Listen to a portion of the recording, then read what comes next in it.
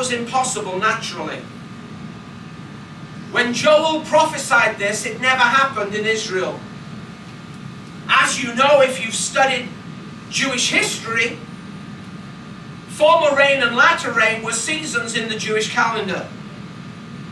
They were two separate seasons when rain fell in Israel. Rain was seen by the Hebrew as a gift from God.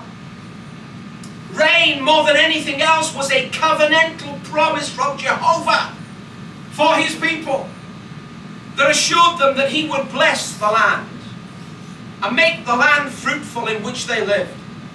The former, or the early rains, came in October. They softened the soil so that the ground could be fertile to plant seed. The latter rains came in March and April to ripen the crop and bring forth the harvest.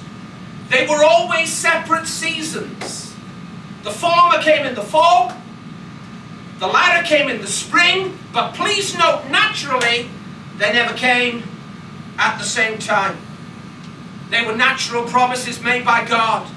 But what you find in Joel chapter 2 is that God takes a natural promise and he does what only he can do, and he makes it a spiritual promise. And he says in Joel chapter 2 verse 23 that he's going to cause the latter rain and the former rain to come down at the same time. And then in verse 28 Joel explains what that means, because he says it shall come to pass in the last days. How many of you know we're living in the last days? Amen.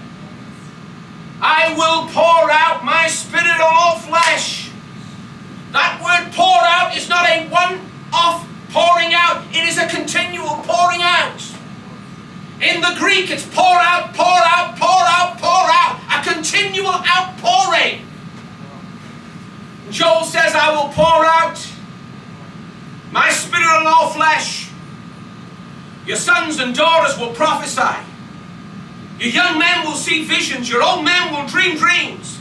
For one reason, verse 21, so that whoever calls on the name of the Lord shall be saved.